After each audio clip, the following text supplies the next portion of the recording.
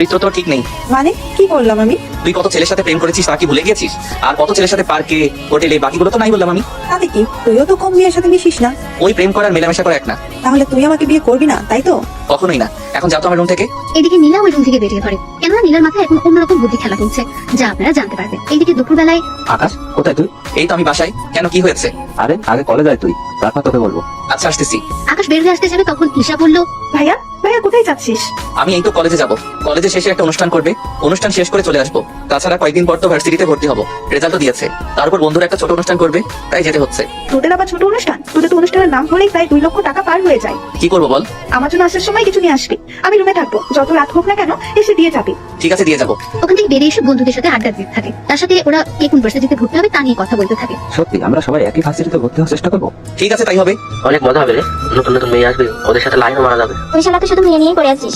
আকাশকে দেখে তো কিছু শেখ, কত মেয়ে ওর জন্য পাগল। কিন্তু হারামি তো সেদিকে কোনো খেয়ালও নেই। কত মেয়ের মধ্যে কি তুইও আসিস?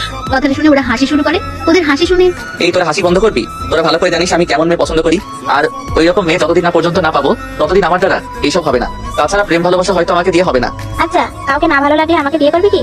আকাশের ঘাড়ে হাত রেখে কথাটা বলে। দেখ কানো, তুই আমার বন্ধু, তাই ইয়ার্কি করিস না তো। তাছাড়া বেশি ইয়ার্কি আমার একদম ভালো লাগে না, তাই তুই ভালো করে জানিস। জানি তো। তা চল আমরা অনুষ্ঠান শুরু করি। ওরা এরপর অনুষ্ঠান করতে থাকে। তখন ওরা অনেক মজা করতে থাকে। মজা করতে করতে রাত 8টা বেজে যায়। এই, আমাকে এবার যেতে হবে। এত তাড়াতাড়ি চলে যাবি? তোরা তো জানিস আমি এসব খাই না। বিয়ার খেলে কিছু হবে না। তোরা খা, আমি বরং ঠান্ডা কিছু খাই। আচ্ছা তাই কর।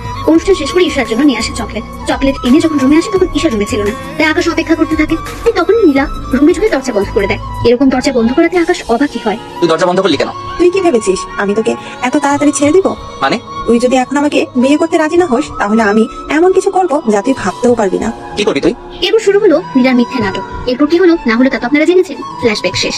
বর্তমানে বাসা থেকে বের হয়ে আবিরকে সবটা জানায়, আর ঈশা মোবাইল একটা অডিও পাঠায়, আর সাথে কিছু মেসেজও লিখে পাঠিয়ে দেয়। ঈশা অডিও আর মেসেজ করে আরো কান্না করতে থাকে। কি ছিল মেসেজের মধ্যে, কি ছিল সে অডিওটা আপনারা পরেও জানতে পারবেন। এখন দেখি আকাশ কি করে। আমি কোথায় তুই? আমি তো বাসায়, কিন্তু তোর কণ্ঠ এরকম লাগছে কেন? আকাশ তারপর সব কথা আবিরকে বলে। সবটা শোনার পর তোর মা কিনা তোকে বিশ্বাস করলো না? তাছাড়া তুই এত রাতে থাকবি কোথায় বল? তা তো জানি না, কিন্তু তোর বাসায় তো থাকার কোনো উপায় নেই।